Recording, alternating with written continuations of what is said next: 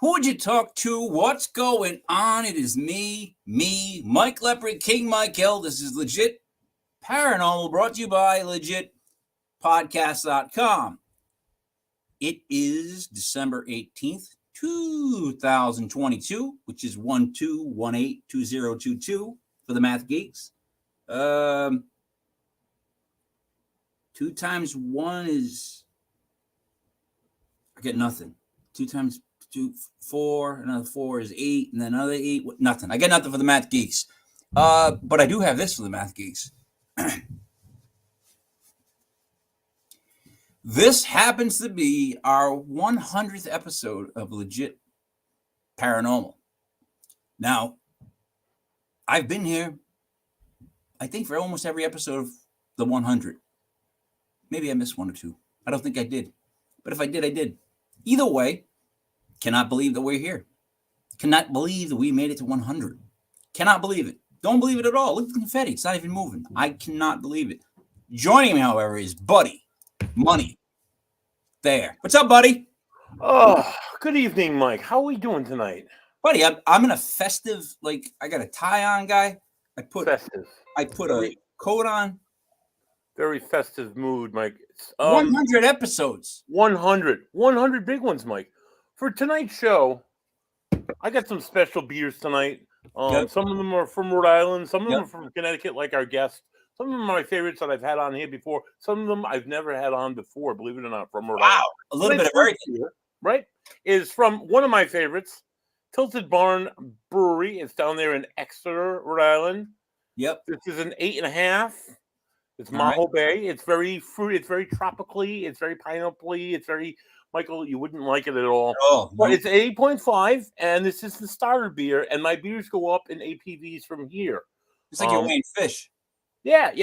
Really quick, like our guest, Beard Brewing, Dogs and Boats. This is really good. This is 9.1. This is a Mosaic and Citra hop beer. It's very delicious. After that, if I can make it this far, Jesus, is this like a reverse AA meeting? It is, Mike. This is a triple IPA. This is called Extra Thirsty. It's by Revival, one of Rhode Island's oldest microbreweries. I don't know. They've been around for a while. This is a Holy Lord 10.5 alcohol by percent. It's a tall boy, and if I still got it going after that, I have Long Live Brewworks right in south side of Providence. They were a lovely old mill location. This is a stout. This is called Friendsgiving, by the way. I was thinking of you, Joe, when I bought it. It is a 12% alcohol by volume. It's chocolate and almonds, and it's absolutely delicious. Like if I make it that far, though, Mike, I don't know. Disgusting milkshake. Speaking of non-disgusting milkshakes, Joey Paranormal. What's up, Joe? Just sitting on the edge of my seat here, about to freak out because the Vegas Raiders are driving. But Pats have a lead with a minute to go in the fourth, so all's good for now. Joe, I said Joey Paranormal, not Joey Parapatriots. I don't hear a difference. Tomorrow, buddy, are you ready with the intro? Mike, I am ready with the intro.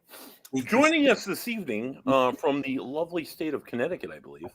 Like my beers and beard.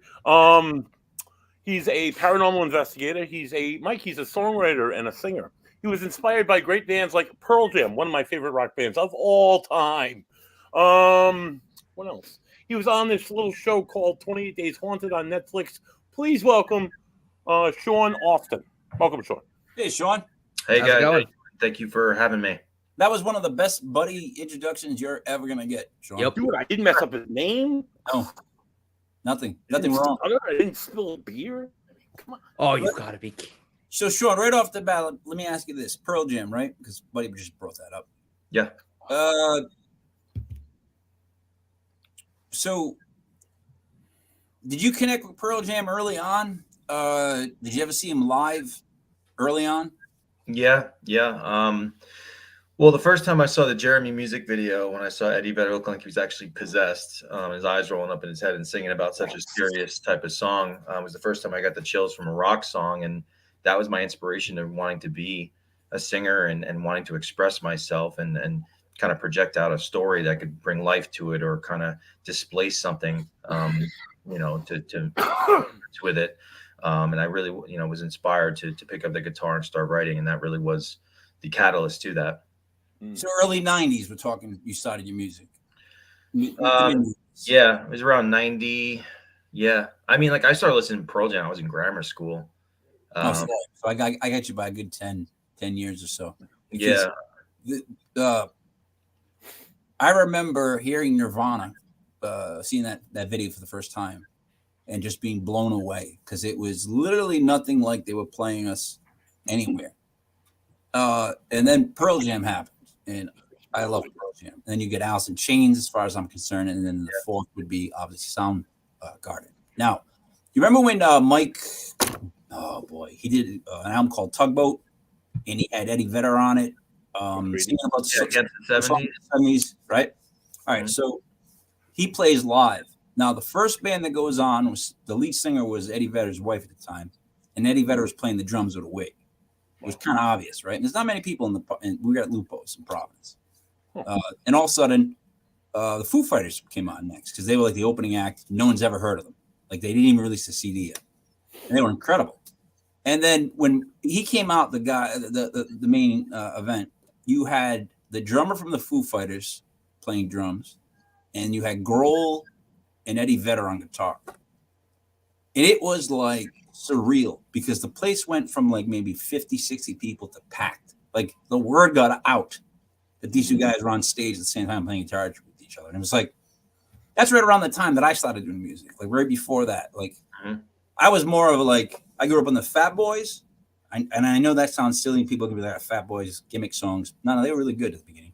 And like a Motley Crue type of thing, because I remember being in junior high and always wishing I was one of the Hicks, as we would call them, that had the long hair and, the ripped jeans and get all the girls. You know what I mean? Those guys. I only wish, but it never would happen. So you got into that, which I appreciate. And then now, does the songwriting and the music make you want to just always, I don't want to say perform, but to, put yourself in front of people? Like I only took like a few guitar lessons on my own, and I kind of became my own teacher. And my ear, I had a really good ear when it comes to listening to stuff and knowing what I wanted to play. It led me on that journey, in different bands. And then I became a solo artist, which is really tough to be a solo artist because, band members want to, play with you. If you're a solo artist, everyone wants like $200 a night to play with you. And, but I was pursuing it very hardcore. Of course, I love performing in front of people. Again, it's an extension of an emotion that music does. Any sort of type of music is a representation of anger, inspiration, sadness, hope. I mean, every single human emotion that we have, it kind of projects that and amplifies it to another level. And that was before the spiritual stuff started. But, when the paranormal thing kind of hit me over the head, kind of like a meteor out of the sky, it kind of took me off in a different direction, even though that music is still my passion and I still do it when I can. The ghost and then the spirituality thing was like, it engulfed me. But I just released some music, but I always like performing, and I hope to do more of that in the coming year. You know how that leads in though, because I share a somewhat similar path, but I just nowhere near the same when it comes to paranormal. But like the writing of music, performing of music, the getting out the angst of being on stage, that one-time release of just get it all out, that does open you up as far as I don't know. Who was the guest we had, buddy, that said that singing and like that singing, was recently. one of the key things to do in the day if you could, like laugh as a second. I forget the other two were, but it's true. Like it kind of opens you up. You're more open to like letting go because when you get on stage, if you don't fully commit to what you're doing, it's so awkward for everybody in the crowd and the person on stage. So when they get on stage, if they don't go and act like they belong there, Joe, you know what I'm talking about? Like when a band gets on stage, opening act, and they look just nervous, and it makes you nervous. Like you just want them to rock or whatever and take control of it. Am I right, Sean? I mean, yeah, it's kind of interesting that you bring up that point because I've had this conversation when it comes to about my opinions about people when they investigate the paranormal too, and especially when you're doing film projects, documentaries, or if you're lucky enough, even like myself, to be and have some of these opportunities to get on TV. Is that I kind of compare that to being on stage because you have to be very, the energy level has to be there. I mean, people are going to be receptive to you, not just like a singer is on stage, but even as an investigator to really like, connect with you and feel like they're there with you, whether they're watching you on TV or if I'm doing a live stream or even a documentary, they have to resonate with that energy level because it really it's reciprocal between both sides of the fence, in my opinion. So, but yeah, 100%, it's very important, because your energy is going to be their energy and depending on how they're going to react to that. And they feel truth. They can feel truth. Like, it's weird, man. It's like when you're on stage, if they can sniff out non-truth, it's really like a telling time. You know what I mean? It's weird. So speaking of non-weird, just joining us quick, Gene Broida is in the house. Gene, how are you? Hi, Gene.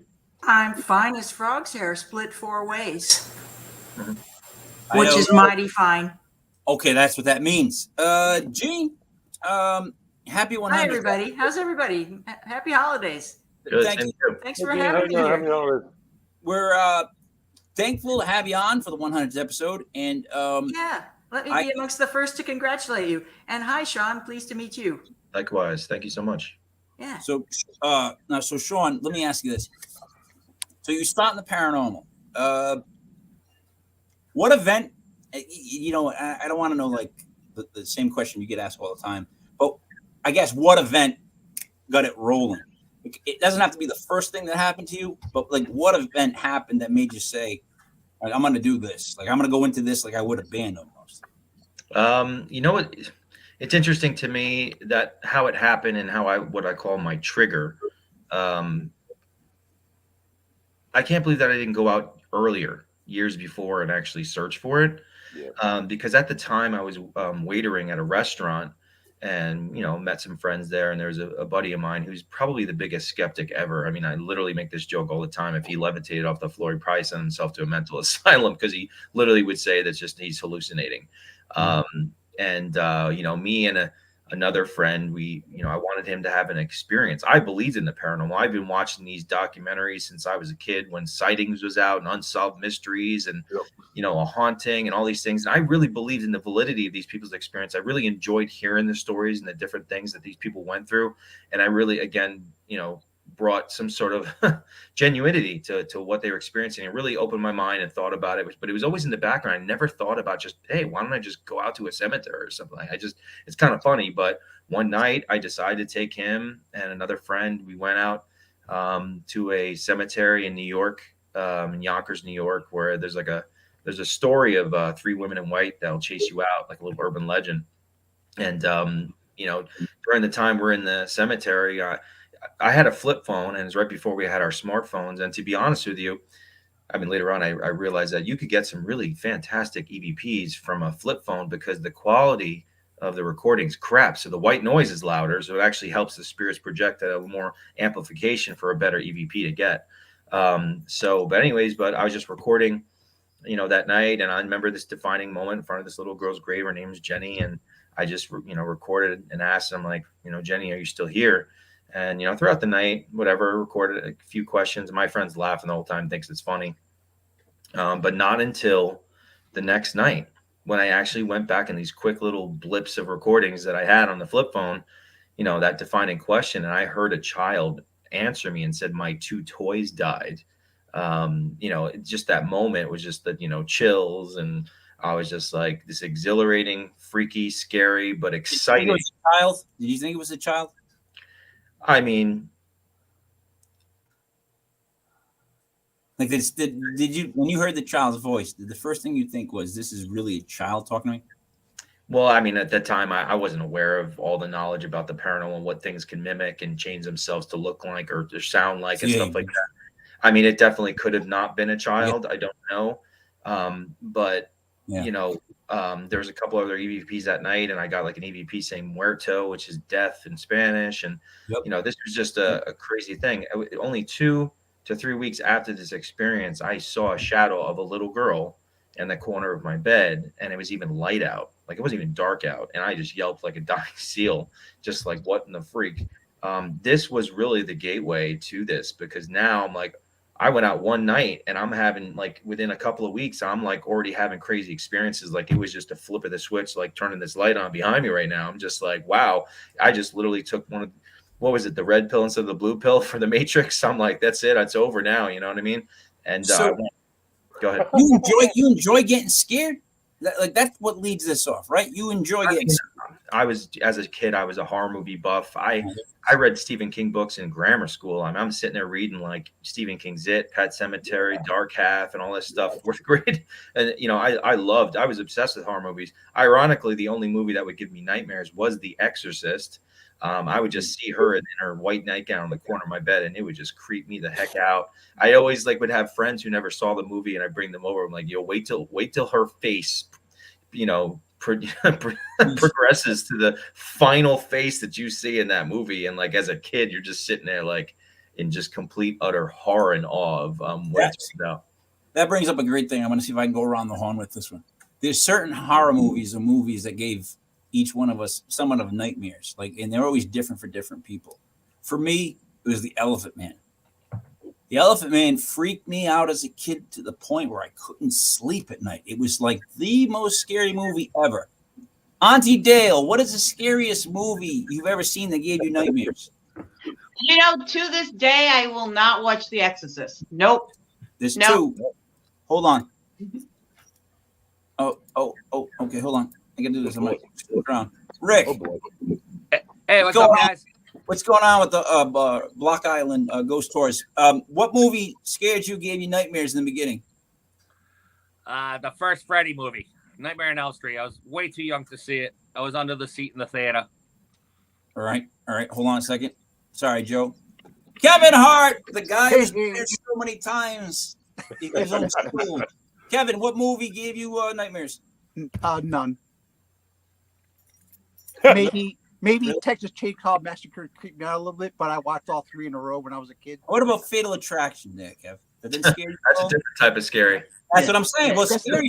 I'm just trying to get scary out of this guy, and I know that scared every guy here. Like, she boiled his bunny. Like, that's beyond. Yeah, that's pushing it. Just saying. So, Gene, I'm sorry. Horror movie?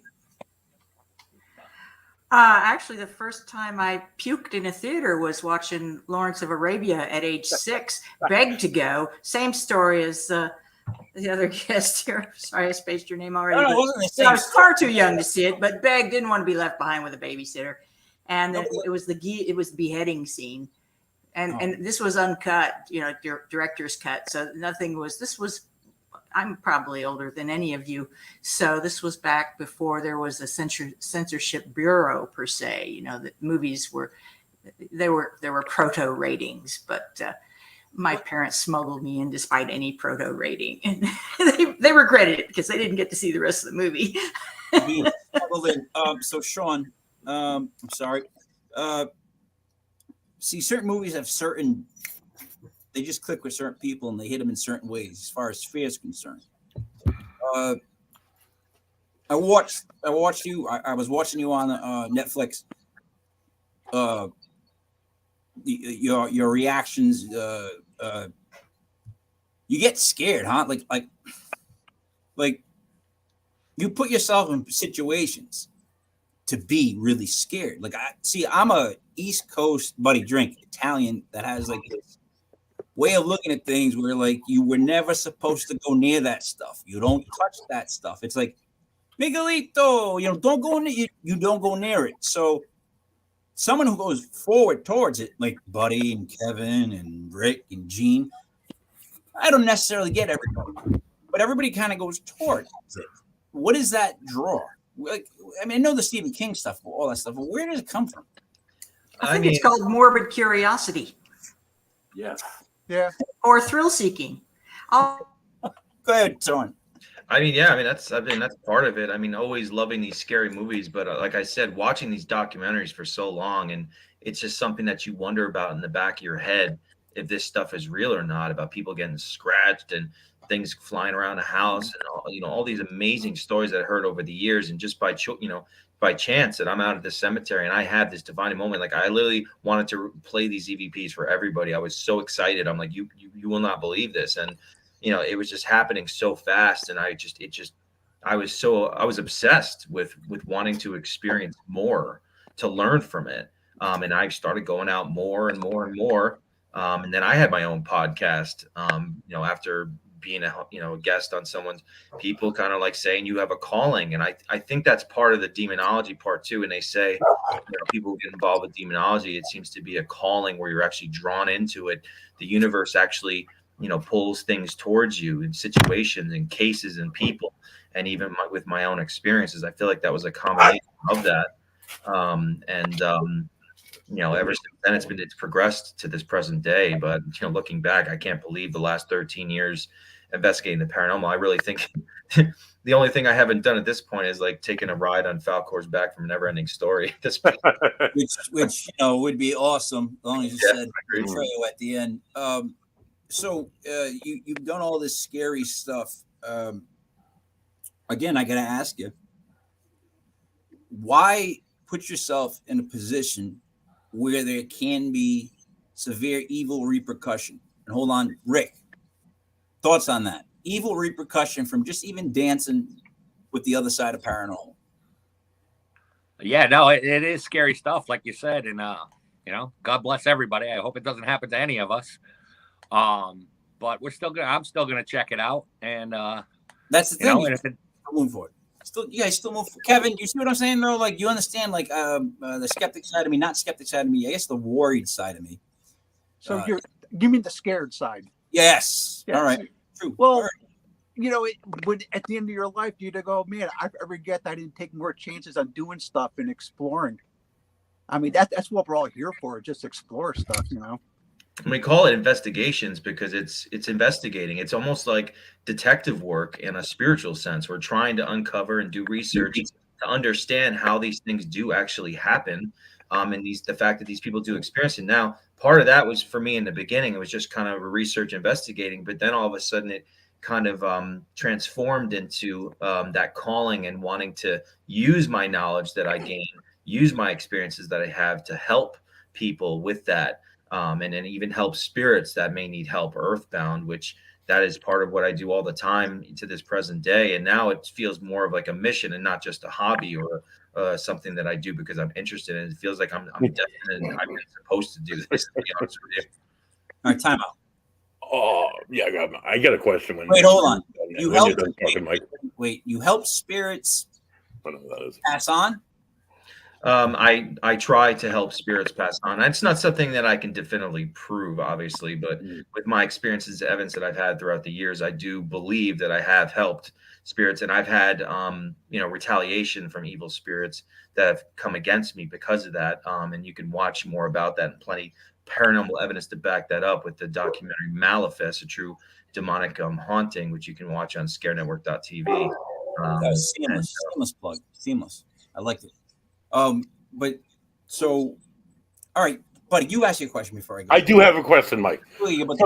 As somebody who's investigated for a while now, I mean, I've been doing this for about 10 or so years.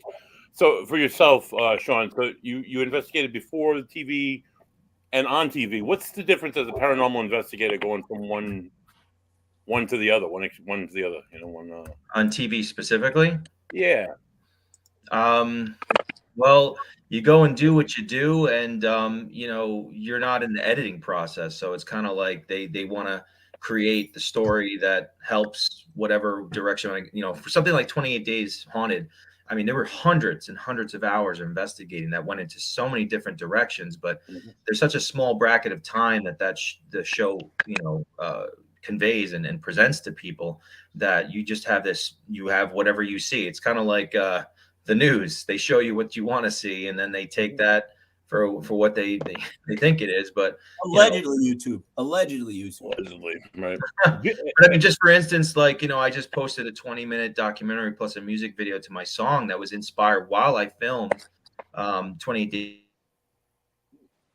make the cut, but to me, it was the most beautiful and emotional paranormal experience that I've ever had. You see a little bit of my connection to that female spirit on the show, but it went so much further than that. And I really felt compelled to kind of give more, a little bit more notion to what happened and some evidence that backs it up as well, which is just truly, in my opinion, amazing and very unique experience. So, Definitely. wait, you got one going around the horn. Dale, when you hear a child's spirit, do you believe that it's a child? I try to see what my intuition tells me. I try to see what I feel, and if it connects with what I'm hearing, yes. Okay. Rick, if you hear a child's voice, do you believe that it's a child? I haven't had any kids show up yet, so I'm gonna reserve judgment on that one. All right then, Rick. Gene, if you heard a child's voice from a spirit, would you believe that it's a child?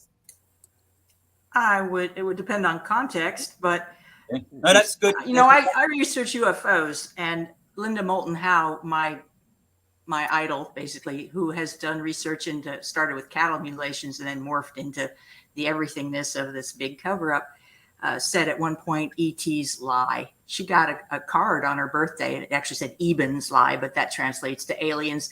If it's a spirit and it's mischievous, why wouldn't it lie? You were talking about shape-shifting, basically, or presenting to be something that you aren't. There's no rules as far as I'm concerned in spiritualism. But so, what are other people's experiences? Joe, you hear a child's voice. Joe, is it a kid? You've convinced me that it may not be, but I think if you're hearing a child's voice, well, it could potentially be a demon. I think, more than likely, it's most likely a child. Kevin, I like that context to that too. Kevin, child's voice. Yeah. We don't know what we're dealing with. All right. That's good. Look, if it's a maybe, that's fine. So it brings me all the way back to my whole point about this, Sean. So I don't believe that it's a child's voice that you hear. That's my whole stance on doing this show. I know nothing about the paranormal, but I've been doing it for like 100 episodes, so I feel like I have my associates. You know what I mean? Like I kind of know it, but you wouldn't hire me. But so my point is this: if it really is a child, why would they not go and do whatever they could to help the child pass on? Because there's places that charge to come in and you hear a child's voice in certain spots. And it's like, if you really think it's a child, wouldn't you want to help it? And some people are like, it's the child burned down here and it's stuck here because, this is what it's always known. And I'm like, well, you need to tell it differently. You need to grab the kid like you would grab any kid. I have two. I mean, it's tough to get through their heads, but you got to tell them, move on, get out of here. So it leads me to believe that they're demons, because that's the only look. Here's my theory: when something really pure dies, pure evil can be born. That's the perfect timing for the whole flip of this. The whole way I see things, 50-50, Sean. So, what do you think? Do you think you've heard actual children, and were you able to help them pass on?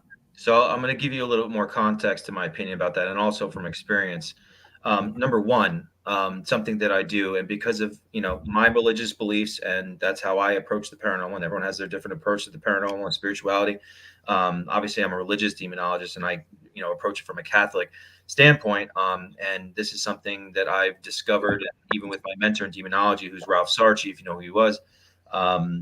So I ask spirits if they want help. Come through the box, come on an EVP, and tell me you want prayer. Tell me pray, and I will say a prayer for you. So if a human spirit actually says pray, then, in my opinion, definitively, you are dealing with a human spirit, because a demonic spirit will never want you to pray for any reason and bring you closer to God for any reason. And this actually happened on my personal experience, which I wrote about in my second book, Shadow Chaser, The In-Between, and also on the documentary that we recently, a year ago, released, Amityville, The Resurgence, because the haunting from the Amityville story followed me home. It was around me for quite some time. And it's specifically because I did a live stream by the DeFeo grave quite a few years ago. And I was asking if this boy, I was asking whoever's here from the house is still here, and it said John. And at the time, I didn't remember which kid was what, or I just looking at the grave, it says John, and people were walking around the cemetery, And so I just decided to go back in my car so I'm not disturbing anybody. And I put the spirit box on, and this kid's voice just starts coming through. Now, obviously, this is a perfect example because of what we're talking about, because most that a kid could disguise its voice, a demon, which we know. I mean, I've experienced demons mimicking my own voice and other friends on the spirit box on investigations. But, I specifically said, John, do you need prayer? Do you want me to pray for you? And he says, please, in a very desperate, in a way. And that, in my opinion, and even my mentor, Ralph, we both believe that was a human spirit. And that's when the thing started to follow me home, and I started having these experiences. I'll just give you the first vision I had after this happened. When I was by the house in the grave, I had these 3 shadow figures, humanoid shadow figures, on the second floor of the Amityville house, and I was yelling out to these things, in the name of Jesus Christ, if that boy John's still stuck here, I command you to let him leave. And then this piano picks up from the adjacent room, flies and throws and hits me, and I felt the jolt of it, had chills, and I see this black mist go through my ceiling, and I look at the time, it was 3:50 in the morning, and if you know, that's the alleged time of the murders. Now, this is something that would continuously happen, waking up, having dreams and visions about the house at that time. And then Ralph, at some point one night, I told him about what happened. He came with me, and because of what he experienced that night with me, he truly believed that John was stuck, and that he gave up his mask for this boy. And we believe he crossed over because he never came through again. And because of the evidence we got afterwards, which we present on the documentary, kind of, brings us closer to that notion. But that is my opinion. And that's why I try to say, because there are voices that come through the spirit box in a child's form or any human spirit form and saying, help, and because I'm sensitive and because of my abilities, I kind of will get a feeling with that voice and that intention. Something doesn't feel right about that. And that's why I have to be careful, because they might be trying to manipulate the situation to their advantage because of, wanting to get acknowledgement or try to take you off on a tangent to bring a darker, after situation. Without a doubt. But Rick, I'll ask you this. The night the piano moves, don't you quit? No, I'm being serious. Like, I'm not mocking anyway. I'm being dead serious. The night I see a piano come across the room and hit me, and this goes down, I'm out. You? No, I'm gonna show up. I a couple of times I got scared, but it's just so interesting, and I think the work is good. So you show back up.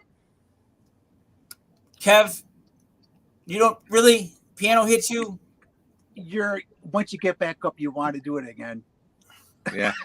I think what's important too is fear is food to these things. So I mean, at this point, I don't consider myself being scared at all by these things. I can get startled, and that's why I think these things will come to me and a lot of people, and even especially children when they're alive in a physical plane.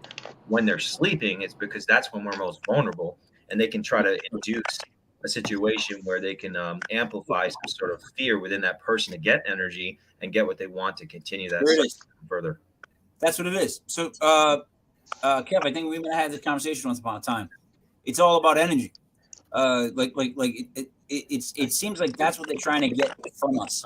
Like, in other words, right? What's the only currency that we have that they would want? Right. It would be energy. Right. Kev? Jealousy. It's the 7 deadly sins. That's what it is. A lot of the attachments, even possessions, it's about that feeding off of that fear, anger, frustration, and there's been studies, particularly Jerry Barzinski. I don't know if you've heard of him. He was a psychologist in the Arizona penal system, and he worked with a lot of paranoid schizophrenics. And he found out from that perspective that people were being attached to, possessed. And he came from a purely, scientific angle. And he said that's exactly what they're doing. They're feeding off of their negativity. So Sean, do you feel like, let me ask you this. All right, so you know how to get ready for a show, how to prep, all that stuff. When you prep for one of these things, these ghost investigations, you try to put yourself in like perfectly positive mindset with the worry that if you go in there negatively, some of these things Kev just talked about will happen. You know, it's interesting. I just went to a place this weekend. It's called Greenville Manor. It's on my radar in Pennsylvania, and something that does happen to me on and off at certain locations that I'll get some sort of visitation or introduction, so to speak, to some of the energies or spiritual energies that reside on the location. Probably because they don't like me, especially if they're evil, and they know that I usually offer prayer to spirits. And you know, I had this thing pull me on the left side of my bed, and I saw this evil grin, and then I had a vision that my bed was shaking, and I was telling it, and the nails were flying out of the bed. Now, you know, I look for things like that. Now, when we met the owners, and she took us into this one room because I told her my dream, she's like, you know, what's really strange is that this bed actually shook, and they can't explain because the screws were flying out of the bed, and I didn't know that. So you know, there's little clues that I try to pay attention to. But they'll come to you, especially if you're going to stand in their way and foil their plans for whatever malevolent reason it may be. If they're trapping a spirit or they feel a threat by you, they will come to you before you even get to a residential case or even a location. Now, that's speaking of like loose screws. Joining us would be Daniel Benoit from ECBRO. Dan, the beard looks absolutely Epic. stunning. Thank you. Yeah. Are you Peter Griffin thing where you let the birds live in the beard? That would be Well, awesome.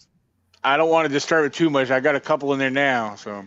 Now, Sean, Dan's a huge cryptid Bigfoot guy. Nice. Down in Fort Defiance, Virginia. Bigfoot.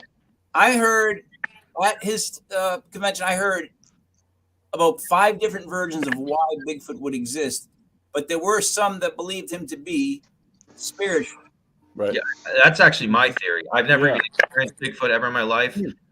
Just from the outside looking in, considering all the stuff that people have allegedly witnessed and experienced with Bigfoot, to me, it seems possibly that Bigfoot is some sort of prehistoric man-like creature that once lived, and people were actually witnessing these things. Now, all the things that the Bigfoot does, wood knock, noises, footsteps, you know, throwing rocks. I mean, these are literally all things that people have experienced on a spiritual ghost level, which will also lead to why this creature is so elusive and we've never physically caught it because it's a spiritual being. So that would just be my theory from the beginning. And I have friends that have done all this, you know, the Bigfoot stuff, like David Weatherly and Dave Spinks have been doing it many years.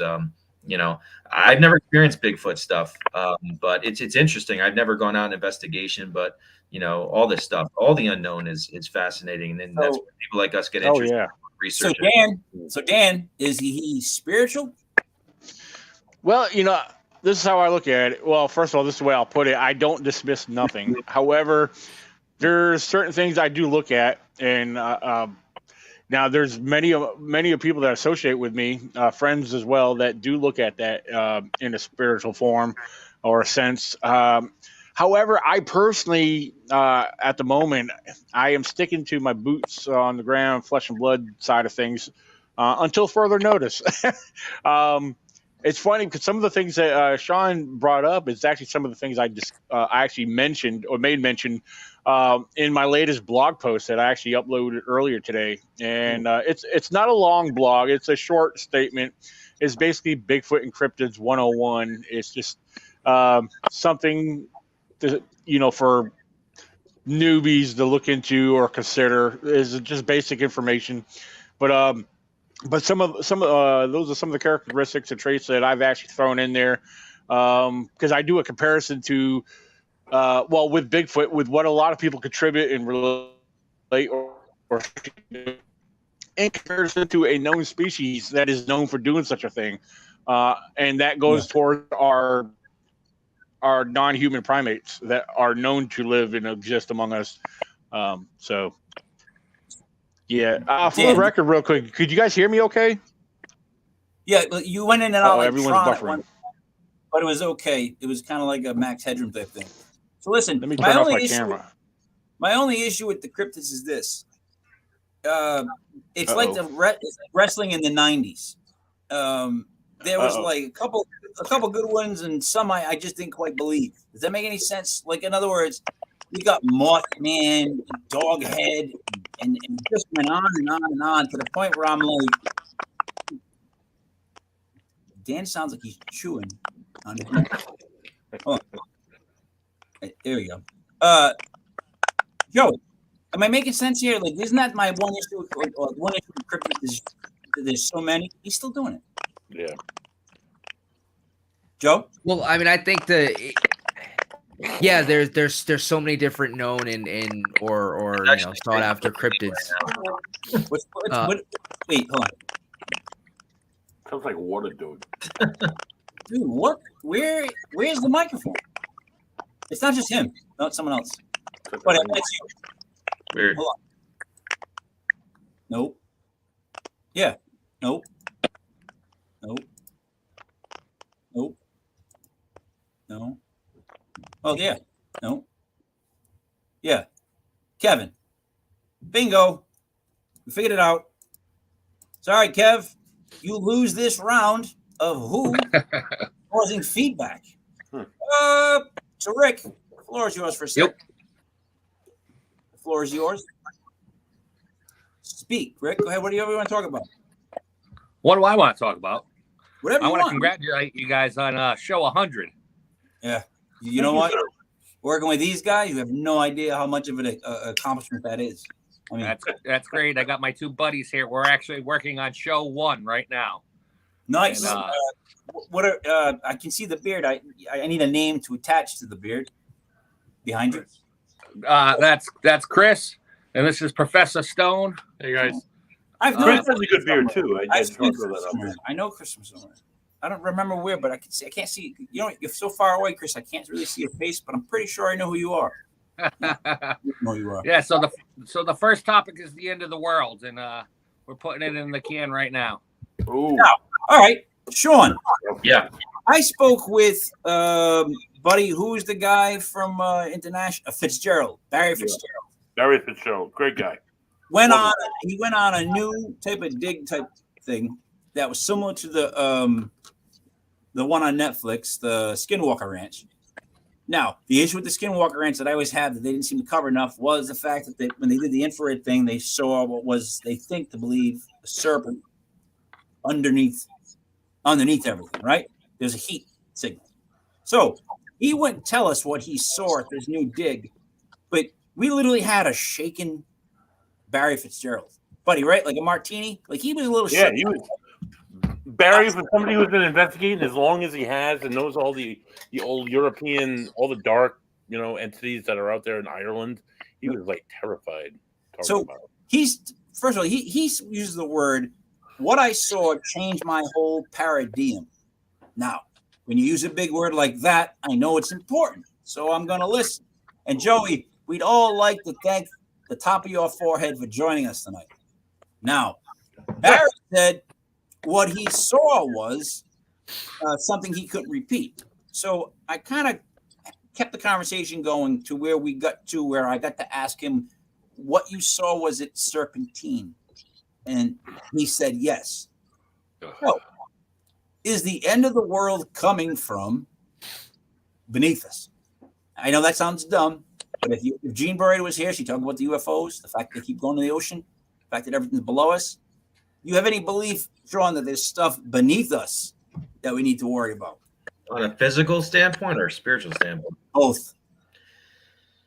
I think there's things that we're not aware of that are creatures probably down there. I mean, there's so much, just like the ocean, it's so uncharted with things. I mean, that we just have no idea. Do I think it would be like a threat? Like all of a sudden we're going to be like, attacked by Godzilla? No, I would think the end of our world would be something more like the movie Armageddon, where like a comet hits the planet and we God realizes that our species has gone in the wrong direction and they need to press the reset button.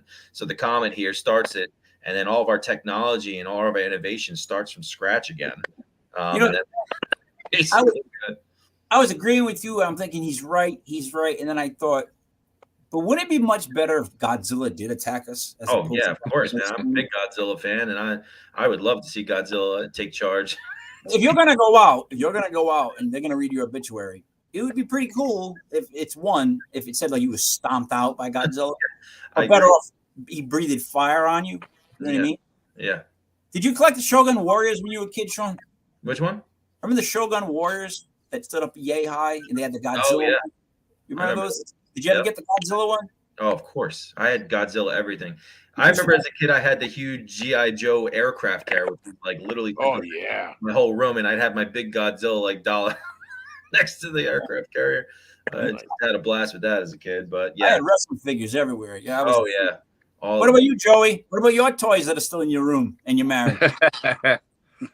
I had a little bit of everything. I had I had cards, I had action figures. You name it, I probably had it. But I never had a 12-inch. I never had a 12-inch Godzilla though. That's one thing I cannot say I ever had. Thanks, I wasn't a big monster guy. Thanks, Joe. Kev, what about you? Toys in your room, kid. Military crap. You seem like it. You seem like it.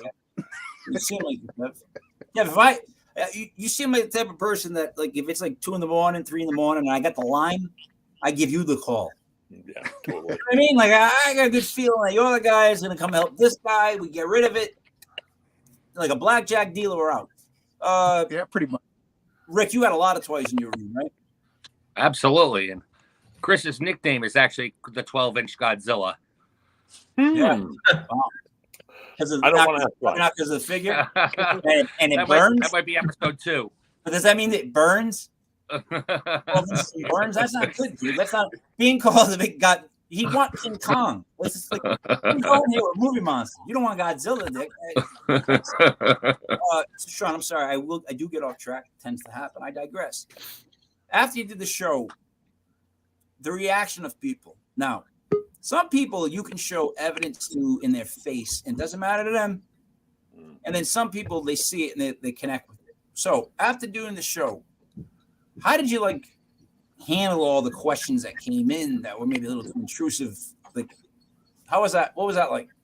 Well, I think the one that stands out with me is obviously one of the cast members I was in the house with accused me of writing on the mirror as if I did it to fake something to stand out. I'm just like, which is to me the most ridiculous, absurd thing that I would never, even the furthest thing, get closer to doing stuff like that.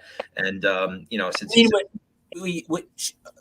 with your finger using because I've done that. I actually had a friend do that. We stayed at a lodge, it was a cabin, and he wrote, "I'm going to murder you." And then when people came in next, it fogged up. And that came up on the mirror. This is a true story. This is the same kid. This is the same guy that twice they had to stop the chairlift, stop the whole machine because he was too short to get on it. It hit him in the middle of the back twice. And the second time he jumped. Oh, it was the most embarrassing time of my life. I'm sorry, I digress. But I'm talking about people, personal talking to you. The difference of, never mind the whole writing on it. That's just, we all know that they probably played that up as much as they could for the show because that's something to talk about.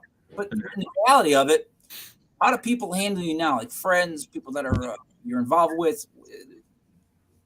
It's going to be more intrusive. Like the bigger the band gets, the more questions they ask about the lyrics. That's how I can best. Sure. I mean, when you have more exposure, you're going to have more people that are into what you do, and then more people that dislike you. And I've seen, obviously, you see both sides, but I think the approach of it is kind of the attitude in life in general. Is like, is your cup half full or half empty?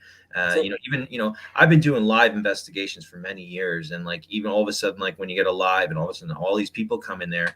You're going to get some trolls in there because you're getting a big bunch of people. So they're not all good people that are into the paranormal. They are there to try to knock you down and call you as if you're a fake. And, the way I look at it is that, all right, if these trolls are coming in, that means I have legitimately new people that are going to be watching, and they may learn something and actually, resonate with what I'm doing and keep watching. And even if I make a difference with one person or many people, I'm still making a difference. And I think in the world that we live in with TV shows and things like that too, is that, you can pull it apart like you're a defense lawyer for rationalities and say, this is crap, this is BS. But that's why I tell people, don't believe any show you watch, go out for yourself, because with the technology we have and everybody on YouTube, when you have no rational explanation for what you experience, that's why we call it the unexplained. And that's why people like myself and some of you guys here right now, it's why we get into this stuff and we want to research, because there's something to this and we want to have more of an answer to bring us more of a conclusion even if it's little bits and pieces that unravels more of the unexplained and is explainable, even though we'll never figure that out until our last breath. It's still endlessly fascinating, and that's why people who are truly passionate about the field and wanting to do this research and get out there and be busy and make an impact, like myself, we're always doing that. You never know what you're going to experience. I would embrace the hate, I think, because Yeah. Here's what I've learned about haters: people that hate, they just want to hate you. Yeah. They have to see something in you that reminds them of themselves for them to really hate you. And I'm being dead serious. You know what it is too, is that unfortunately, in my opinion about the paranormal and the TV shows and people even in the field or in the paranormal, is that one thing's for sure is that the paranormal field is a part of the entertainment business now, is because there are TV shows. So now that it's melded into this one thing, and it's not just this obscure community that you'd have to look up for a parapsychologist in the yellow pages to get help or a lecture, you have all the characteristics of what people deal with in the Hollywood industry with actors and actresses, because everyone's competing with each other. You have one person that gets on one little tiny 30-second clip and they're calling themselves a star, or you have people that get on TV shows. And I've been very lucky and humbled to be that I've been on 3 TV series now. I was on Demon Files, Ghost Loop, and now the Netflix show. I've done 8 documentaries, published 2 books. I'm grateful for any abundance that's coming, because I never thought in a million years we'd doing this stuff. But people feel entitled to accolades in this field. They feel bitter. I've unfortunately dealt with it. I'm sure a lot of us in the field too. So maybe some of you guys. I mean, people will backstab you. People will compete with you. Like as soon as you know that you're in competition with your friend, that's not your friend. And I've dealt with it, many times, and it's unfortunate. And I just try to focus on what I'm doing and just be busy with it. And if there's an opportunity that's going to come my way that I feel like I can take a risk and get on it, I'll do it. So it's so broad, paranormal. The term paranormal world is so broad. It goes from one end to completely the other end, right? And the thing that I noticed is it's part artistic, part competitive. It's almost like taking music and a sport together. People are jealous band-wise in the sense of like, I want to go on last. Like I got to jump this guy. They're always worried about their position in bands being competitive. But there's also that art of the band. Like you want to show that your video was like, it was just so well done, or this is so stunning, or this is so that. So I've noticed, like, I watch them argue. I don't mind, because like I said, what we're doing is we're trying to show new people, new stuff, get new teams, new chances, that kind of thing. We're adding shows to the site. We're doing a news one. We've gotten like a ton of ghost hunting teams to submit clips. We're doing just a clip show because of the overflow. So I'm having fun doing that and learning from people, because again, I had twins in 2003. So I did not see any ghost hunting shows until I came out of my bubble of life. Like, boom, one day I was like, oh my God. And then I met up with Buddy, and then we discussed things, and we've been on this journey. We're at 100 episodes. I've got to hear it now from all different sides, and it's weird. I'm making an opinion as I go. You know what I mean? At the age of 84, I'm still making opinions. And the thing is, it's like, I refuse to believe that a child's voice is a child. I just do, because kids and dogs go to heaven. And secondly, I feel like if someone has the power to help a kid move on, that seems like they would be, first of all, go tell your friends at Netflix. That's the show they should do. Go find child spirits and set them free. Those are the ones that I would concentrate on first. If I was to get everybody together and, hey guys, time out, meeting, at the dinner table, let's focus on the kid voices first and see if we can get them to pass on. Does that make any sense, anybody? Well, I mean, that's how I approach the paranormal in general. Like everywhere I go, I pray for spirits. That is my thing. I mean, you really just don't see that in the paranormal. And that's why, again, even on the Netflix show, and it's something I even did on Ghost Loop, which was probably my proudest part of being part of that project, probably the only thing, is that I went out there and I prayed for spirits. And that's my thing. People know me doing that live in front of 1,000, 2,000 people, whatever it is. And I leave the spirit box on when I pray, because you literally hear the spirits pray with me in sync. They'll say, thank you, I'm going to heaven. And this gives a little bit more validation of this event potentially happening. And I think it's very eye-opening, and it can bring, people more to the validity of the power of prayer and stuff like that. And that was on the Netflix show too. And that's what I was really happy about, because that is how I do it all the time. I think we need to see more of that. And I would love to be on a series that's specifically doing that sort of thing and doing what I do directly for that. Even though I do shows and stuff like that where it has elements of what I do, but that's really what I want to do, is help not just the living, but the earthbound souls that are stuck here. And there's, we don't just want to go into a haunted location and scream and run from these things. We're appreciative to be able to communicate with them. We have to voice that, and there has to be a mutual respect. And I think that they pick that up on you from your aura. I think they can see that you have genuine intent, and they'll be more willing and reciprocal in evidence if they know that you're willing to give that respect and offer some sort of help. We can't guarantee help to them, but we can try and give that genuine intent to try to make this event take place, and give them a flashlight in a dark room so they have a path out of this dark place, and have the willingness and incentive to have the forgiveness and unconditional love from God, and find that light and be with their loved ones and transition into the peace that we all deserve as human beings once we leave this physical plane. That makes sense. See, that there's my two Netflix pitches. One, they just go out to find kids, set them free.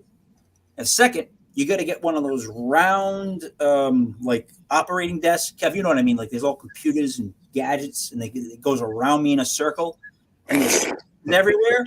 And I've got like 100 ghost hunting teams all at once up on the screens. And you just see me picking and poking, and I'm bringing up different people. That's my second Netflix pitch. Have you ever seen Buried, Sean? Buried, where it's only Ryan Reynolds, the whole movie, buried in a coffin. Yeah. Chris Sparling is the guy who wrote that. He's written a couple of horror films for Netflix. He grew up next to me, next door. So it's kind of weird how Netflix is very horror-esque right now. They're willing to take on horror. So, Sean, go pitch the kid idea, and good luck with it. Joining us a little bit, Chris, how are you? What's going on, everybody? Just another day in paradise out here in Utah. Hey, Chris. I love the fact that you're in Utah. I don't know if I would want to go to Utah, and I'm being honest, because I don't know. I never been. Like, I have no idea what to expect at Utah. What I think is I'll tell you right now, you need to come and check out Utah. There is a lot of great places, especially if you're into the paranormal. There is a ton of places, whether it's a town, whether it's an actual location that actually has activity. Utah has a ton of it. So definitely come and check it out when you got the chance. When we filmed Ghost Loop, we were out in Utah, and on my downtime, there was a place, I forget the name of it. It's a restaurant that was on Ghost Adventures I went to. It was really active. It reminded me of Bobby Mackey's a little bit. Do you know? Yeah. It's it was Leslie's Family Tree. Yes. It is no longer in business. Really? Yep, they went out of business last year due to the pandemic, unfortunately. Oh, that's a shame. We were this close from actually getting into there. However, they shut down before I even had the chance to get us in. Oh, we got in there. It was super active and super creepy. It was definitely a good spot. I was glad I was able to check it out. How do you shut down a creepy restaurant? What?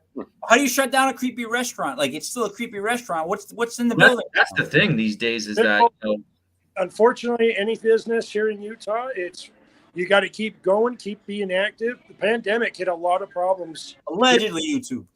Yeah. Oh, unfortunately, it shut for any chance for it to really stand up more, you know. But I mean, the building's still there, right, Chris? You could physically go in the building at night, right? The building's still in place. They didn't knock it down. As far as I know, they still have it in place. They haven't knocked it down. It's been a while since I've been down there because that's like an hour-and-a-half drive for me. But as far as I know, it's still up. So, Sean, perfect time. That's the perk. Well written letter to somebody important. Get stuff in there, Sean. Get to go to I mean, these days, man, it really is a haunted real estate market out there. I mean, people buy places and they'll make a killing. You do some good marketing, you get some good teams in there, getting some good solid evidence, and start spreading like wildfire in the community. Oh, I mean, you could make a killing, more money than you'd make from the restaurant. Mm-hmm. They did pretty good, from my understanding. For what they charged and what they did was worth every penny, so I wouldn't argue at all. But I just wanted to come on real quick and hope you guys had a great 2022, and 2023 is going to be great. And the next time I come on, I got to talk to you guys about this case in Helper, Utah that we did right before Halloween. It is, without one of our questions, one of our best cases we've ever done. and Looking forward to news it. story with it, and we even posted it on YouTube. You don't want to miss it. Looking forward to it. Thank you, sir. Thank you, Chris. Well, you guys have a great time, and a Merry Christmas, Happy New Year, Happy Holidays to all you guys. Merry Thank Christmas. you as well. Merry Christmas. Joey, didn't you say you had to also say your goodbyes? Yes, I do. I have a project I got to finish up. It's the last one for my associate's degree, and then I roll into my bachelor's in January. So I got to go He's knock doing that a out. ceramic. You know those things, Kev, where you get the shoebox and you flip it over and then you make A like diorama. diorama. This is what an associate's degree gets you. Yeah, yeah. he I'm does- doing he it. does- It's a nativity scene. It's a nativity scene. That's what I'm going to turn in. Say bye, Joe. All right, have a good night. Hey, it's been a pleasure to be a part of 100 episodes here and there, in and out, and I look forward to being a part of most, or if not some of the next 100. All right, go Big Blue. Okay, Sean. I'm sorry, you happen to fall on the 100th episode, so hence the confetti. Hence all the people stopping on. What we're trying to do moving forward is to connect all this different type of paranormal to one area to share and to kind of like showcase people's clips, put them together, strength by numbers. We've gotten a great response. It's weird. It's like it's almost like the feeling of people were like, yeah, I was waiting for this. Like I was waiting. We were waiting for something. Like because a lot of teams start up ghost hunting, right? And they don't know the correct procedures. They don't know where they should go, what questions they should ask, what they should have people fill out for forms, what medications are you on, etc. Right? It's going to be interesting to hear how it differs from state to state. Mhm. Kevin, you agree? I agree. I think the Yeah. biggest thing is making sure you screen the people involved. Everything else should be just you come up with your own ideas because we really don't know how to interact with whatever we don't even know what it is. So if we all learn from what we watch on TV, who the hell is saying that that's correct? True. And But- speaking of Netflix, Kristen Cesare, we're just talking about Kristen. Your hair looks absolutely beautiful. Yeah, can I get a quarter-pound pepperoni, please? Some salami. Oh wait, wrong thing. I'm Yeah, sorry. wrong Zoom, dude. Happy number 100. How are you, Thank you, Chris? Chris. Very good, thank you. Very good. Chris, we're joined by Sean, who is also on Netflix. Yes. Buddy, I feel like you're inadequate. I all of a sudden I feel like you just don't hold up your end of the bargain, buddy. Because come on, you should be on Netflix. Just you. I would listen to me. We would all. Mike, buddy. no offense. All right, Watch no one offense. episode. No offense to the TV people in the room. I just want to like go out there and say, as much as I love seeing this stuff on TV. I love seeing the production of it. I love seeing the differences from show to show. I love seeing the promotion of individual groups. I'm not a TV man. I like to do it. I like to go to people's houses. I like to. I like to go to places like the Providence City Hall. And let me dispute what you're saying. Old Mills in Pawtucket. I love doing Listen, shit like that. I get that. Here's the thing. I like watching them. The only issue I have that anybody has is, and this is what they don't want to say, is the canned lines, the cliche lines. Those are the only things that, like, when you're watching something and then somebody all of a sudden makes you realize you're watching something, and you're like, God damn it. Like, I was into this. And you just, even have a conversation with somebody and they say something that's insincere, and you go, oh, now I don't know what I'm watching or listening to.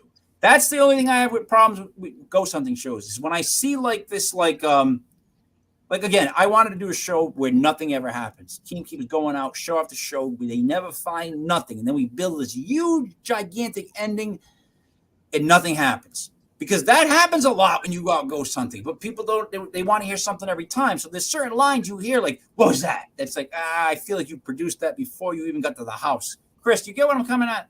Let's go. Oh, sorry, I was practicing. No, I have a confession to make. Much like Buddy, I haven't been on Netflix yet. We're going to be filming in the spring, and it'll be in the fall. So as of now, I'm with Team Buddy, and then we'll see how that works out. Maybe later on, Team Edward, Joseph, Sean, or Kevin. I'm not sure. Yeah, because they're not the geniuses at Netflix aren't coming to me for specials. I don't know. I just dropped. Kev, did you see that I dropped like 81 puppet videos? Did you know I did puppets? They're Italian puppets. Let me just paint the picture. Of course, now I'm scared. Sean, Picture like a kids' TV show, and it gets canceled, and all the puppets have no place to go. So they all get an apartment together to save money on rent. But there's a lot of issues when you got a bunch of puppets living together. Hence, puppets with problems. Now, there's Little Tommy Tools, Vinny the Cop, all these kind of characters, right? They're a little bit Italian slanted. The humor might be a little R-rated. But to me, that's a funny concept. Like the idea that like this kid show gets canceled. What do the puppets do? Where do they go? Because they live with us, right? Sesame Street says so. So they move into an apartment. People call me crazy, and they call me crazy. I'm going to make shirts for him right Dave now. Chappelle do that on his show? No, he did one about gonorrhea and stuff like that. He did puppets, but he was going for a point. He was sticking in there with the STDs. Now, I'm not trying to kick it back to you after saying that. But so the way they portrayed you. 1, how did you like it? 2, scale of 1 to 10, how accurate you think you came across as you? I mean, it's pretty on point. I mean, again, like those are 35-minute episodes with 3 teams in 3 locations when we were there for the 28 days. Like, you just don't understand. I mean, like, it was 7 days a week. We were engaging, communicating, every single day. It was draining. And by the 3rd week, it was really starting to take its toll. And I've done or a week and a half or a couple of weeks or something like that, but you have escape. You can leave and go out, have a beer with your friends, have dinner, and have this social environment. All I knew was that property. It was like I thought about prisoners because all they know is the courtyard, the cafeteria, and their cell. I mean, like, literally I just had to walk around in circles. And the first week, like, I just sat there and we were just investigating every single day for like hours and hours. And I'm like, shit, I don't want to just sit here and eat food. Like, luckily we had a big backyard. So after the first week, I'm like, I have to really prepare psychologically and emotionally and physically for this, because this is going to go on for weeks more. That I just started, doing laps around the backyard and doing push-ups and jumping jacks just to keep fit. Because I mean, it didn't even matter if I slept 8 hours and, whatever. And by that 3rd week, like, as soon as you start investigating, I just felt like drunk. Like, I just felt like my, the paranormal hangover. It's a real deal, man. Like, I literally just couldn't even like do it anymore. It was just, we investigated every combination you could ever think of. And especially when you go to a property that has so many different layers to its haunting, and they have this small bracket of time to make sure that they tell the story that makes sense throughout a small bracket of time. Like I said, this went into so many different directions. So, there's, of course, I mean, obviously, I mean, I'm not a fan of putting in there like I faked in a mirror. And obviously there's going to be always people that believe that I actually did that crap. And then there's people that believe I did, in which anyone who watches, I mean, that's why I say, like, anyone who knows me, like, I've been live investigating paranormal investigations for years, like 7-8 years. And that's why I'm like, come on my live feeds, man. You can see how I investigate. I would never do something like that. And I don't need to. My intent's genuine and spirits gravitate toward me. I get evidence naturally. And there's things that I can't fake during lives that I have no control over what they edit.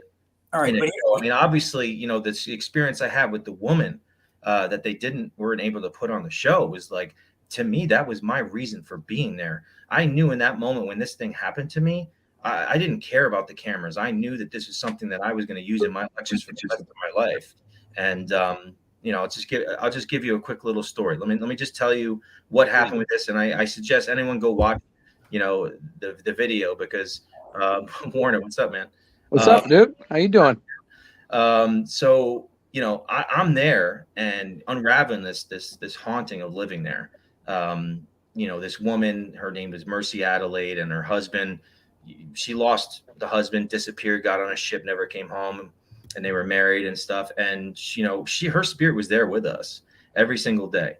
And, she'd come through the box, and it was just this resonating thing and feeling like I was part of the stories, living it every single day. Now, mind you, when I was put on this journey with this show, it happened very fast, and I had to kind of just snap of the fingers, just show up and disappear for that amount of time. And at that moment, I brought my guitar with me because I wanted some sort of mental escape, because I had no TV or internet or access to the outside world. And the guitar, like we were talking about before, that's an outlet for me. That's like my invisible therapist. So like in my downtime, I'd sit there and write songs just like I'd hum the melody. That's usually how I write songs. I hum melody and the guitar, and like I came up with like 6 songs, and one of the songs that I came up with like was really like haunting to me, and I just felt like drawn. Maybe like when I go home, I'll write a song about this loss of this poor woman, because I feel like I'm experiencing every single day living here. It's almost like maybe it'll be a part of like my journal to like my experience, the most profound element, because I really felt it.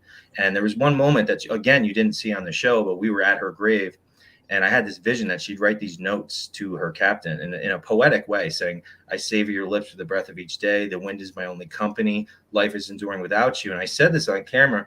So when I told everyone that I was going to write this song, I think when I go home, because I just felt, I feel like, this experience is pretty intense. I told people that I may use some of her words that I psychically came up with to kind of meld it with my own words. And then this one night, I'm just sitting in the chair. The other 2 guys are outside. And I just started to have these visions start coming to me. She was showing me like a golden locket of her when she was a young woman, and a ship going off in the distance. Like someone standing on shore. And then all of a sudden, I feel all the sadness come in, and then literally out of nowhere, I started to hear the acoustic chords that I planned to write for her song, that I was playing around the house. I was playing outside by myself.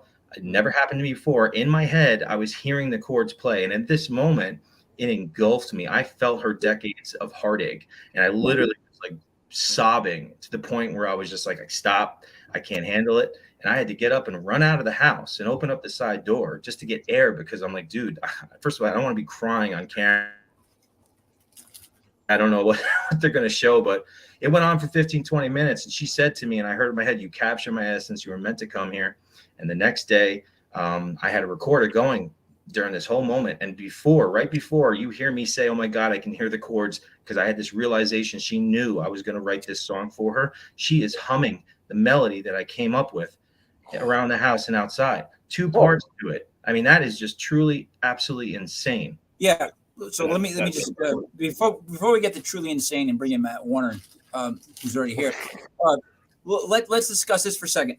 They didn't bring up the fact that you could do tickling for 28 days and it would drive people absolutely insane. Like, in other words, at no point did they talk about the fact that you guys are being inundated nonstop with this stuff. And what is it going to do to the normal brain in like 2 days? Never mind 2 weeks. If you're talking about 3 weeks, I'm thinking, hey, by 3 weeks, I'm just spits coming down my face. Yeah.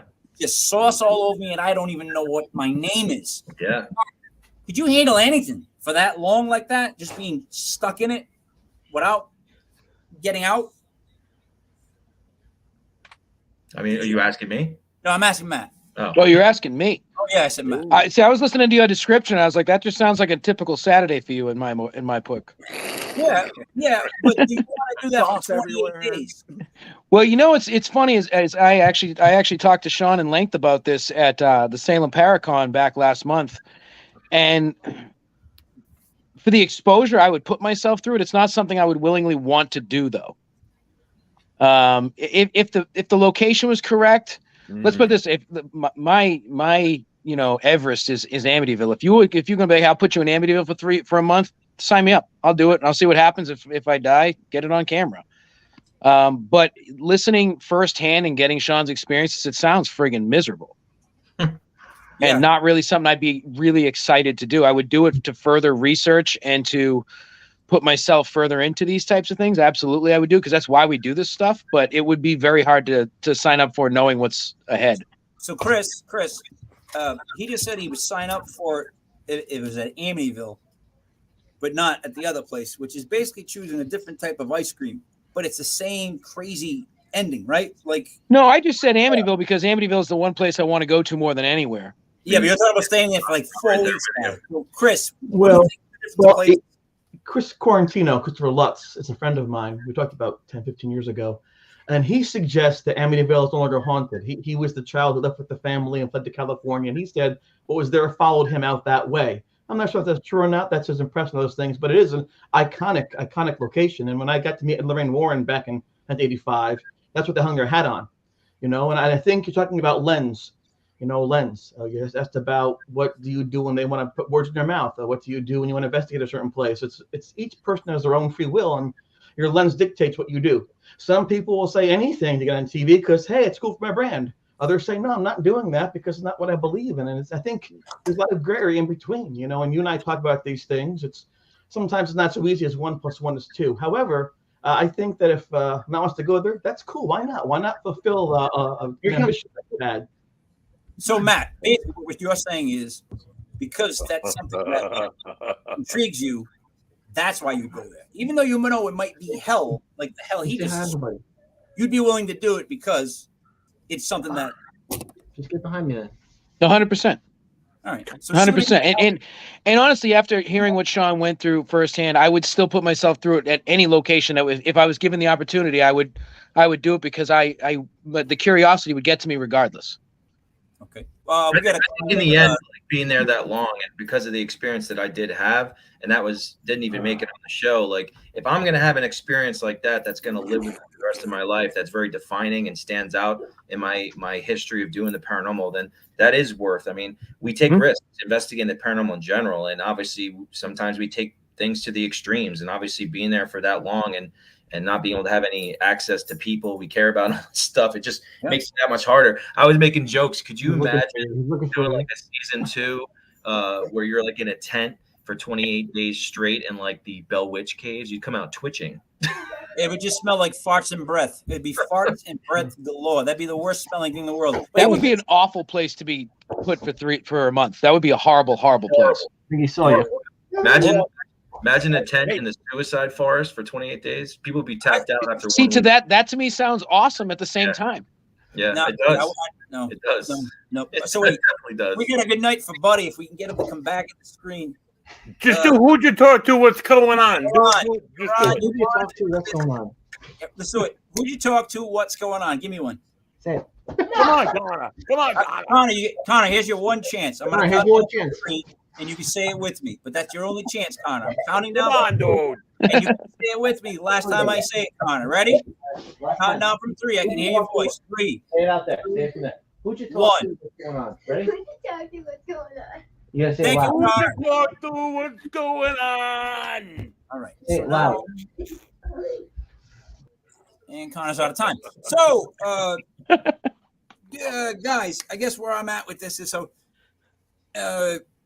it's to really want to put yourself in a position of something attached to itself. To put yourself in a position where, you know, you might make that one step over the negative side that you didn't want to take. Chris, you've walked that line, so you kind of get it in a weird way where, like, you were glad once it was gone in that sense because you were dealing with something that was problematic to you. Well, yeah, I don't investigate anymore.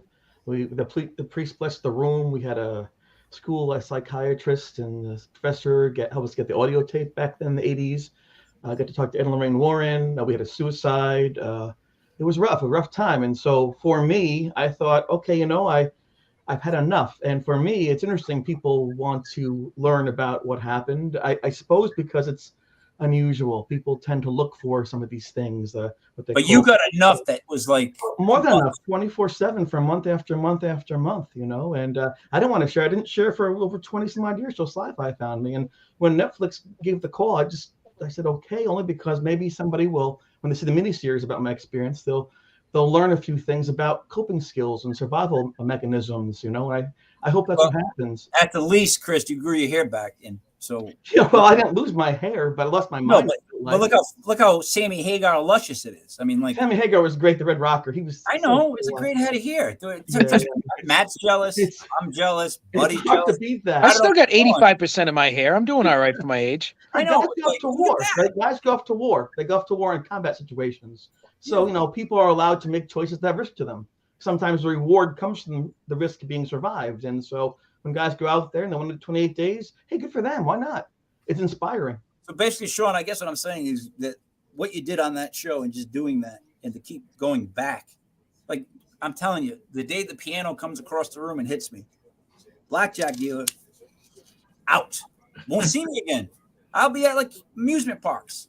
which I probably wouldn't go either. I'm just trying to say. Parks, people keep going back for roller coaster rides, and they want the scariest one. So something like that is just like, all right. I mean, we're always looking for that next tier of experience. I mean, look, I talk about the Warrens and some of their cases, and they have pictures of refrigerators flying, being dragged across the room, and all these furnitures and stuff. Like, I'd love to see something like that. I mean, throughout all my years, I mean, it's very, very, small amount of times when you see objects move and stuff. Amusement parks were scarier back, like when I was a kid, and it had nothing to do with like what they could do for rides. It was the people that were putting you on the rides. Like back in the day, the people that put you on rides were the same people that would sell heroin. The carnies didn't have any teeth at all in their mouth. Like I don't know if you guys remember what it was like to go to a carnival as a kid. Like even in the Northeast, like God forbid these people were strapping you in. Like my great grandfather was a carnival barker, and he had one arm. He lost in a car accident. My great grandma had snakes around her neck and had the crystal balls for so business, and they were Massachusetts of all places. So yeah, I get it. I guess you do. I guess you do.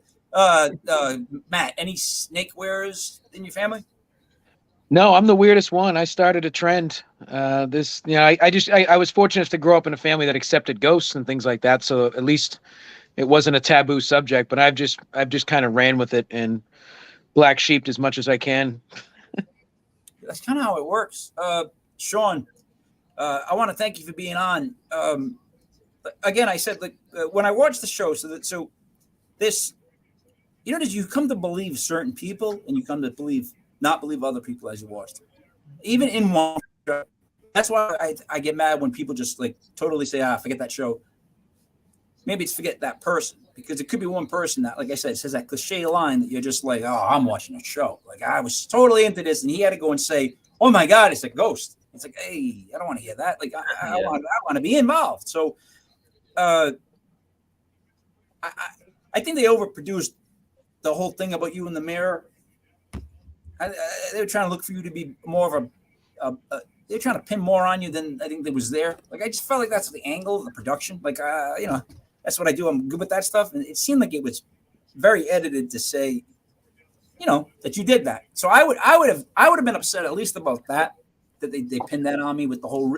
I call it the real world effect. I think anyone would be upset with that, because that's an attack at like my character, and like that could be reputation assassination right there. It didn't make me happy at all. I mean, to be honest with you, I thought the more affordable approach to that should have been just like, I don't believe that's paranormal, rather than trying to come after me. I would never do that to somebody like that. And again, I mean, even for him too, I mean, to say that, oh yeah, I just heard your name come across the box, so you're being skeptical, but now you're using a ghost to back up your claim that I'm faking something. And again, there was so much more that you didn't see, that these guys were looking in the mirror that first night when it happened, and they both saw stuff in the mirrors, but you didn't see that. The problem is that faking is such a key word, trigger word right now, paranormal, because man, people want to prove that people are faking more than they want to prove what they're seeing is real. Like right. That's how I take it. That's how I see the public. Well, that's what I mean, for me, the documentaries that I've done with ScareNetwork.tv, like my proudest paranormal film project I've been a part of is Malefice, is because it's personal to me. The evidence, all the editing, I worked hand in hand with the producer and filmmaker. There's nobody outside that forcing the hand of any.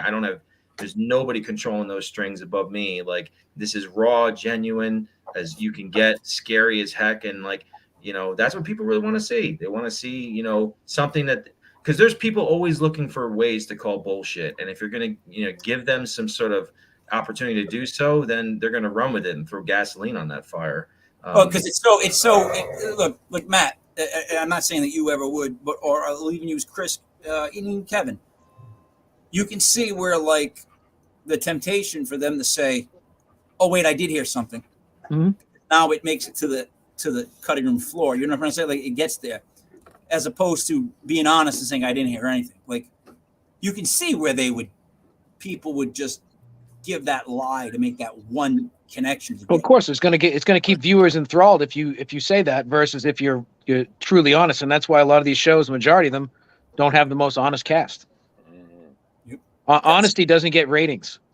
All right, so there it is, though. And Honest science facts. is very boring. And here's another quick example too, is that like, with YouTubers, I mean, there's so many YouTube people that started out just urbex explorers, but they found a real niche in the paranormal, and then they've polluted the paranormal field. They've ruined it. They're the ones that really fake stuff, and they've just make a bad name for all of us, and they get way more views than all of us, because they're just putting something on strings, or just, it's ridiculous. And it's frustrating because the real evidence it's real hard to get out there. It's the people who are actually faking it. And it's gathering evidence from teams, the stuff that I've been looking through. I mean, the thought did cross my head to have a show on like Fridays called "Can You Believe This Shit?" and then just lay all that stuff, because some of it I'm with. Some of it is so badly done. Like, yes, you fake it. At least be good at what you do. At least be a professional faker. Like, give me something, some sort of show when you fake me. Don't be so dumb that it's just like right in front of us and we're just like, come on now, give it. If you're gonna be a faker, work on it. Put a little work in. We just want to see. Mike, Matt made a post earlier this week that I'm not going to mention what residents in a certain town in Massachusetts posted. I will if you want. But, they posted a picture, and it was so obvious what it was, and they tried to play it off as something paranormal.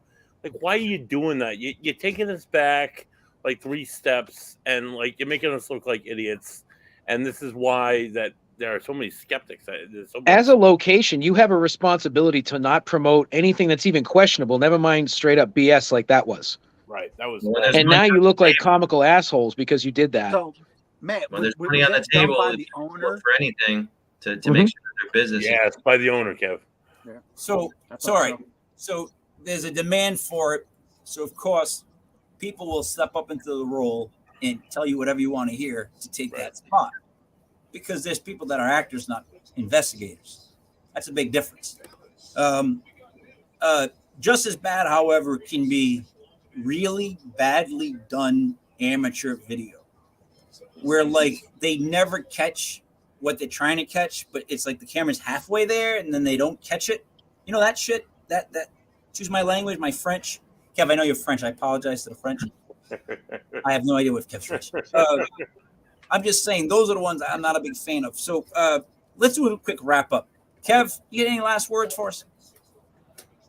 Well, I want to thank you guys for doing your 100th episode. This is awesome. And this is my 4th time now on this show. I know. We need to beat this guy a jacket. I hope to be on. I've been doing a lot of UFO type stuff lately, and it's been pretty cool. That's my biggest. That's one of the one I like the most, to be honest, is UFOs. Matt, what's going on with the the Warner Paranormal Explorer Society? The crazy train keeps on rolling, man. I'm just hyper focused on the collective of us and running the new location, working on bringing the next one to the field next year. And I've kind of got my blinders on to all the BS that goes on in the field because I can't deal with it anymore. So I'm just doing for myself, trying to do good things and raise some funds for this location and just keep having fun while I'm doing it and stick with like-minded folks. Oh, sorry about that. The thing is with the bullshit is, as long as you keep being who you are to a fault, the bullshit will go past you. It has to, right? Because it is. Like, if the bullshit's going to be what's going to be, as long as you're you, unapologetically, to me, that in this field. And that's the best part about it. The worst thing people say about me is that I'm an asshole. I accept that. That's fine. It's because they don't. Because there's worse things I could be called. I'm not going to be called Italian. You're not even Italian. We hear that. We're like, hey, thank you, guy. I'm glad you noticed. No one's ever going to call me a fraud or a phony or a faker. That's for sure, because that's not who I am. That's all that I care about. I just want integrity at the end of the day in this field of pseudoscience. That works. Chris? Well, as a 25-year veteran, being a high school teacher, 100 is a good number to get. It's the best that you can do in my profession. So congratulations on our shows, and I hope you have a great 2023. I love you guys, and thank you for having me on. Appreciate it. Sean, what would you like to say before we wrap it up? Anything else you would like to promote or let the people know? Yeah, well, number one, thank you guys for having me on. Congratulations on your 100th episode. And, these discussions are good to always just voice all the things that go on. I think it's important for me and what I've been doing, even like Matt said, all the drama, I try to keep the noise out too and just focus on, the real mission at hand is just being busy with what you're passionate about doing. So, I'll keep doing. I have more documentaries planned for the new year and be out there doing investigations, being busy with what I care about, no matter what or who wants to say anything. It's just the bitterness and the jealousy is always going to be there. And they just kind of they're like petulant children in the background. They just start going crazy and stuff. And the more that you do, they're going to get more pissed off. So be it. If they want to do something really good, they should just work harder instead of worrying about other people and what they do. But unfortunately, the people that know that they can't accomplish some of the goals that some of us are lucky to do, they sit there and they try to bring you down a couple of notches, and it's still waste of breath. It's not even that. Again, it doesn't even matter the accomplishments. It's when someone hates you, you're really making an impression. I'm telling you, they hate you because they see something in you that's in themselves, and that's why they really hate you. If it was just like he's an asshole, they'd blow that off. But to hate somebody and be invested in somebody, you have to see yourself in them, because that's what really busts your balls. Mm-hmm. My opinion. Buddy, how would you like to wrap it up with your Miami Dolphins sweatshirt, 8-6? I got a few things. I just have a few things I'd like to say. One of which, Mahobe was really good. I really didn't like Extra Thirsty Triple IPA by Revival. I like a lot of things that Revival does, but not so much that. This stout, Thanksgiving by Long Live. If you happen to be in the Providence area, oh my God, it's fantastic. I don't know how I signed that lifetime contract with you. It's always really good to hear from other investigators, how other people do it, how other investigators do it in the field. Stay tuned to legitpodcasts.com and legitparanormal.com and all the legit stuff. That we have all sorts of legit new shows coming forward with presenting new good evidence. We have beer. About it, some of it before. The Ocean State Paranormal, my paranormal team, and we got a lot of fun stuff coming on. Tune in live Tuesday evening at 8:05, where Dale Beluccio hosts. It's a legit metaphysical world, and she hosts. Her guest this week is Caitlin Comtois. She's amongst being a tarot card reader and sensitive herself. She's the daughter of a really incredible medium here in Rhode Island. Next Sunday, it's Christmas. Ho, ho, ho. Hold on. We are not going to be on. We'll probably be opening gifts and drinking really good Rhode Island beers, but tune in next. Ooh, look at me. Tune in next 2 weeks from today, New Year's Day. Buddy will be at the Miami Dolphins football game as we host Jean Broida, who was on earlier tonight. And she had a lovely Santa Claus hat, and she will talk about UFOs and UAPs. Thanks, buddy. We do have 2 beers for sale, Legit Paranormal Brew and Bar Frangul. I didn't actually make these cans up. They're legitimately real. Which I have no idea how that happened. Sean, I want to thank you for being on. I want to thank everybody for showing up. I appreciate everybody for stopping by. So let me just wrap it up this way. For Kevin Hart, for Matt Warner, for Krista Chesney, for Sean Austin, for Buddy Money Third is me, Mike Levery, King Mike Ellis was Legit Paranormal, brought to you by legitpodcast.com. See you again next Sunday. Thank you guys so much. Salute. We're done.